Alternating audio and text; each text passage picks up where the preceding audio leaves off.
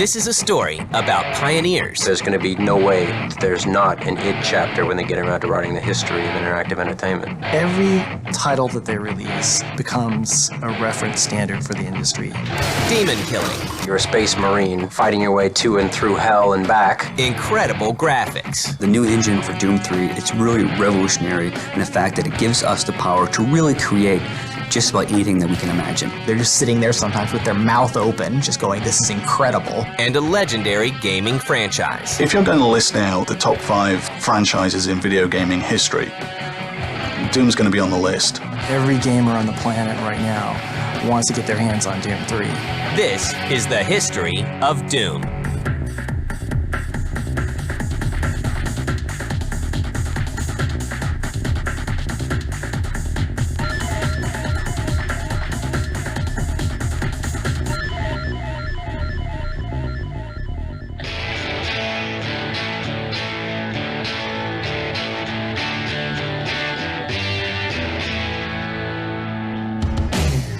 It's May 5th, 1991, and a small company in Mesquite, Texas called id Software makes a big impact with Wolfenstein 3D.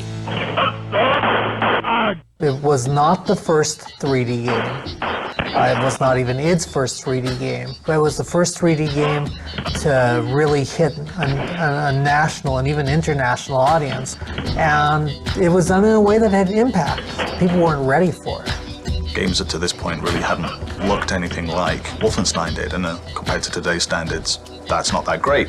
But at the time, this was just a revolution. Wolfenstein 3D was the first real good example of id growing into a role as the originator of a genre and feeling confident about their humor level and their talent level, and really, unloading a lot of those skills on the genre they'd invented. But Wolfenstein is just a warm-up. On December 10th, 1993, id Software releases an even bigger blockbuster, Doom.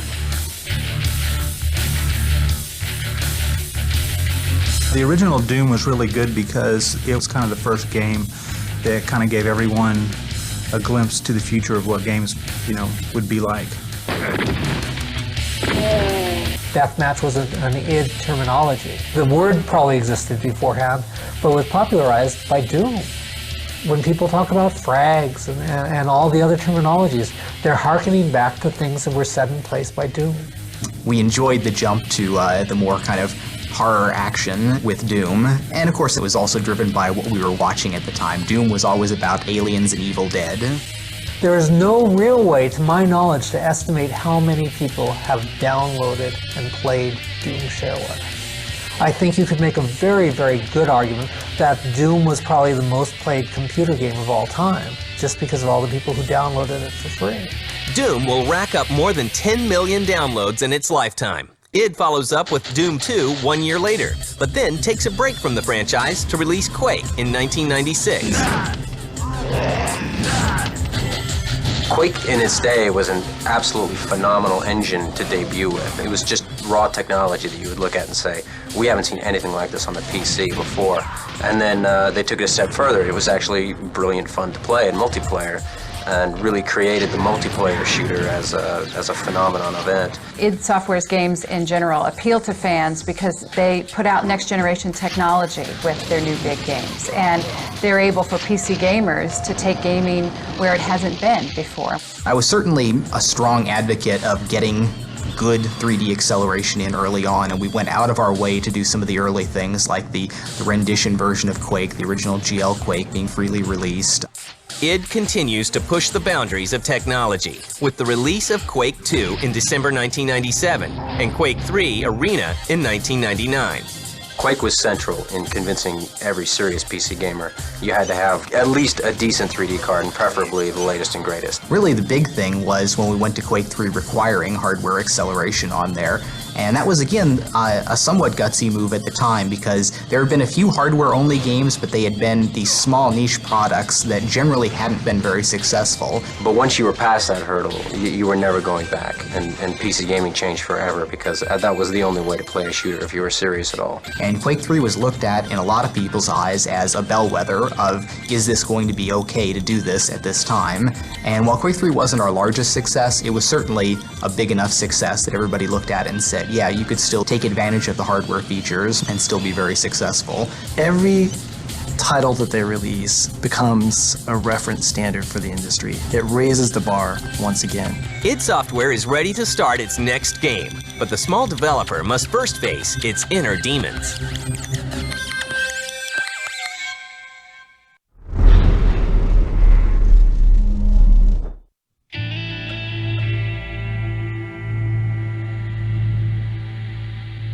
The new millennium is just around the corner, and id Software is going through some birthing pains. Every project for the last couple ones we had been considering, well, is it time to remake Doom with new technology and all that? At the end of Quake 3, we did have a little bit of an internal spat over where we were going with the next project. The only kind of foregone conclusion was that it was going to be single-player focused because there was a good contingent in the company that wasn't happy with the Quake 3 kind of activity level of gameplay. We wanted to really create this scary, intense, action-packed horror game, and everybody is much more afraid when they're alone. But there was still debate over exactly what we were going to do, and it did come down to a point where we had a big forced issue about it where I wasn't at all comfortable with the alternate project that was being pushed on there, and it wasn't clear that we could come up with a clear, unified company direction on something brand new. And every project for the last couple ones we had been considering, well, is it time to remake Doom with new technology? John, when he was doing research on what the next generation of technology for id was going to be, came to the conclusion that he was going to be able to realize sort of the vision that he had in his mind's eye when he came up with the original idea for Doom, in that we could use and leverage that technology to really create this intense action horror game and make a really scary version of Doom. Originally, I was opposed to the idea. I was a bit concerned that the team that we had, which was a bit in transition, wasn't going to be able to really push Doom in a direction to sort of live up to the title. So I just kind of made that the stand and said, now's the time. We can do some really radically better stuff with new technology now. In hindsight, my opposition was absolutely wrong. The decision was great. Bringing back Doom is an exceptional challenge.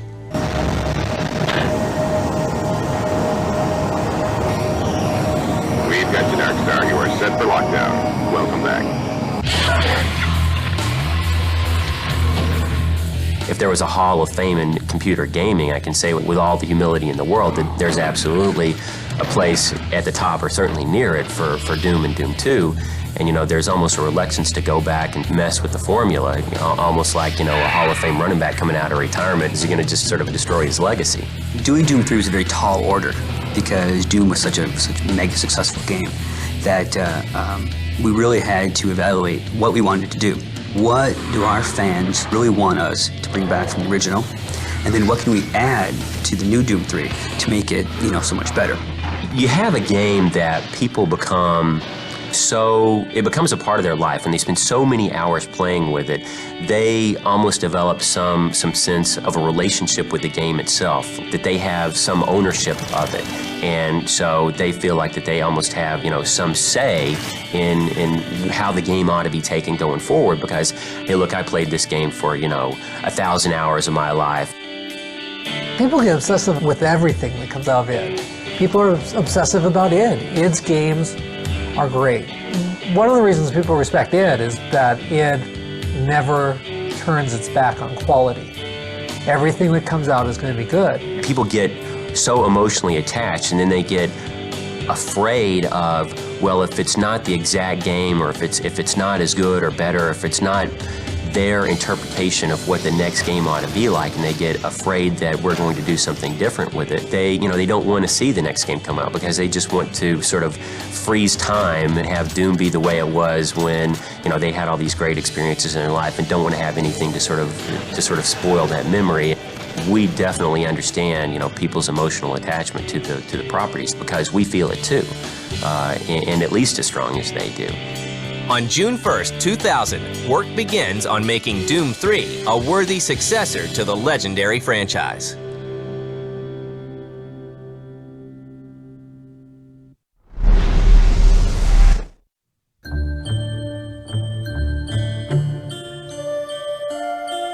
It's the new millennium, and id Software is hard at work on Doom 3. The first year of Doom, after I had laid down the very basic technology, I was always saying that there's kind of like a tripod of features and technology that's going to make Doom what it is. There's the unified lighting and shadowing, there's the more complex animation and scripting which will show off that lighting and shadowing on there, and then there's the GUI surfaces which add the extra level of interactivity to the game, and all of those really proved out correct. The new engine, for Doom 3 is it's really revolutionary in the fact that it gives us the power to really create just about anything that we can imagine. Okay, there's a few things we need to take care of first. And id pieces together the game's new storyline with the help of science fiction writer Matthew Costello. We actually contracted a professional science fiction writer to help us with the story. That was a first for id. He left you no choice. True, but this is the last time. After we laid the basic story foundation down, we storyboarded all the action. That also was the first for id. We knew we wanted to take the Doom story, the original Doom story, and the Doom environment, and sort of bring that into the future. Amazing things will happen here soon. You just wait.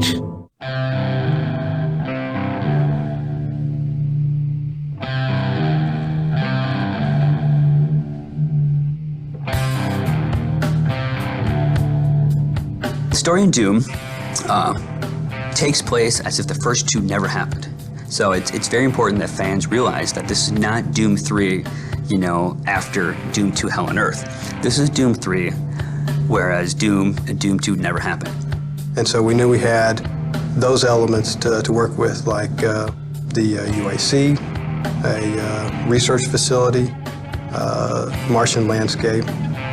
The player is back on Mars, and the UAC is conducting some super secret teleportation technology. UAC scientists have made discoveries that will forever change human existence. Then something went terribly wrong. Through some miscalculations and some arrogance, the UAC opens a portal to hell.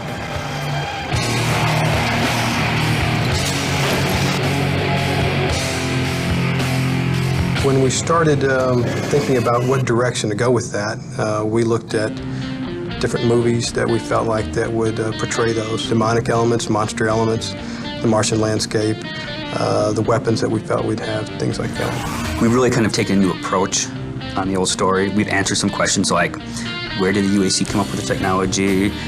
What's the demon's motivation? I mean, we've really expanded all of those aspects and made a really, engrossing story. And some old enemies make a return, along with a few new surprises. With the ultra-realistic looking, textures and monsters, we could bring those original demons that people love so much from Doom back, with just larger-than-life quality. There's quite a few little elements that have popped up here and there in Doom 3. There's a number of textures, from little tech textures or some evil wall textures or satanic symbols and things like that. The original Doom demons are very classic in themselves. We knew that we had to bring the great ones back, like the Cyber Demon and the Imp and the Pinky Demon. We decided which ones we wanted to bring back, and then Kenneth Scott took those and started to draw the newer, updated versions in concept art. The Imp character people remember from the original Doom, the Cacodemon, which is that big, it's like a big strawberry in the original Doom. He's quite a bit more scary in Doom 3. But besides bringing back some of the original classics, we actually came up with some new ones and some brand new, fresh demons that no one's ever seen before. But gamers won't be facing these demons empty-handed. All of the weapons from the original Doom are in Doom 3, and we've added a few new ones. It's a good feeling to bring up that Doom shotgun, bust open a door, and go into a room with demons. So I think fans of the original will definitely appreciate that. In 2001, Doom is revealed to the public for the first time at Macworld in Tokyo. But the game makes an even bigger splash when id Software takes it to E3 in 2002.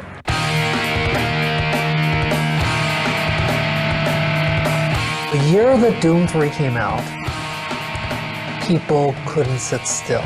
You would come out, you would tell people about what you had seen, how real it looked, how it was maybe Shrek quality animation and graphics. And they'd look at you blank-faced because there was no way it could be real. We had a 15-minute in-game kind of demo play. And we had seeds, and it was real dark, and it really kind of made the fans realize that the game's scary, that the game has movie quality, that, you know, it's over-the-top action. It really helped kind of deliver the message that, you know, what Doom, you know, was. Everybody knew what Doom, the original Doom was, but then they never knew what direction that we were taking with Doom 3. And this gave us the opportunity to show that direction. When it went out there and it just had this amazing reception on there, they're just sitting there sometimes with their mouth open, just going, this is incredible. People didn't believe it was real. The E3 judges, they had to come up to us and say, okay, would you like to go try it? Or would you like to see us play it so we can prove to you that this is not a fake, this is a real thing? We received great feedback. We won 5 awards that year at E3. It was a fantastic E3 for us. But just as id Software returns from a triumphant E3 showing, the unthinkable happens.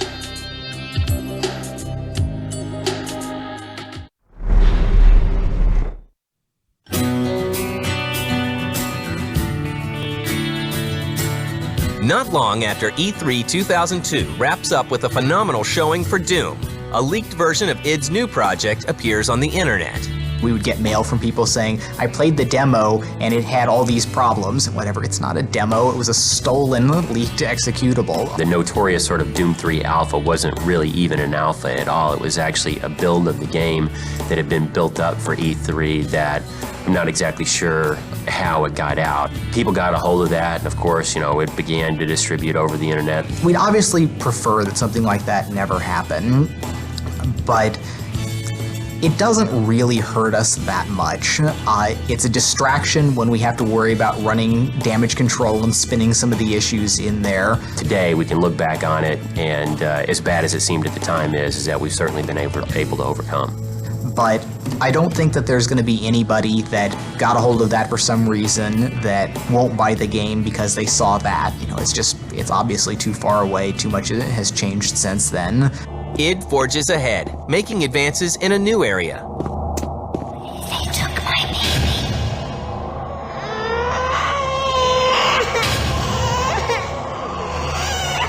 Audio in our games has always been, clearly second fiddle to rendering. But as computers have gotten faster and faster, that couple percent that we devote to audio has gotten more and more capable. One thing that we've done in Doom 3 that's very cool is we have a true 6-channel surround sound. That gives us the ability to have sound and audio cues that happen around the player. So like, for instance, if a demon is sneaking up behind you, you can hear them. You're walking through a dark corridor and you'll hear whispers that circle you. It really kind of gets the player into the game because they're like in a wave of sound. And Chris Brenna, the former drummer for Nine Inch Nails, is brought in to lend his talent to the music in Doom 3. In Doom 3, the music is a little bit different than what we've done in previous titles. Usually, what we had is like a soundtrack that looped throughout the entire level or area that you're in. But in Doom 3, what we try to do is kind of make the world around you almost musical in its ambient sense. It's all kind of very, very different, very fluid, very changing and unique. id's new game is also being developed for the Xbox.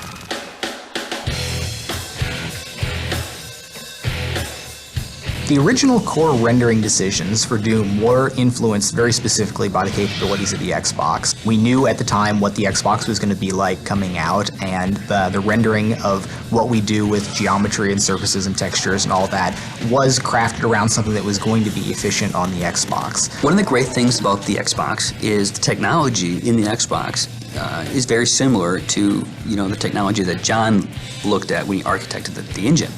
So all the features that you see in the PC version will be in the Xbox version. The dynamic lights, the physics, the bump mapping.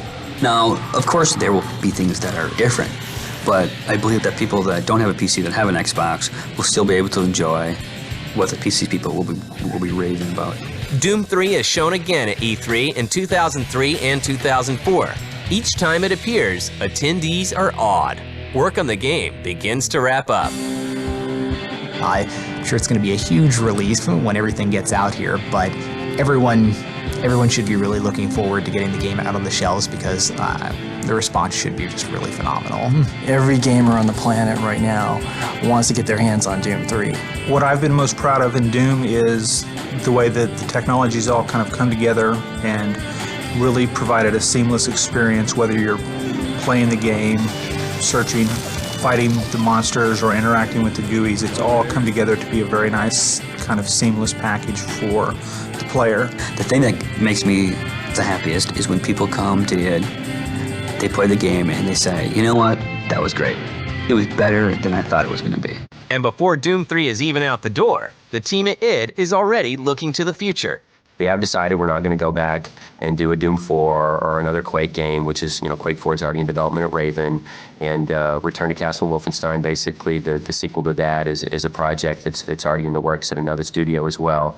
So our job will be making something new, and we've decided we're going to do a new IP, a new brand for id. After any project, I've usually got a pretty big list of technologies to explore. There's other just wild research ideas that I'm going to be pursuing on there. The next project is actually already in the works. We have some rough ideas.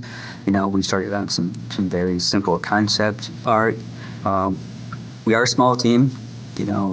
We make games to stay in business, and that's what we need to do. So we will start on the next title relatively quickly. I think 20 years from now, we're going to look back at id as being a fundamental source for all that is great about interactive entertainment. And there's going to be no way there's not an id chapter when they get around to writing the history of interactive entertainment.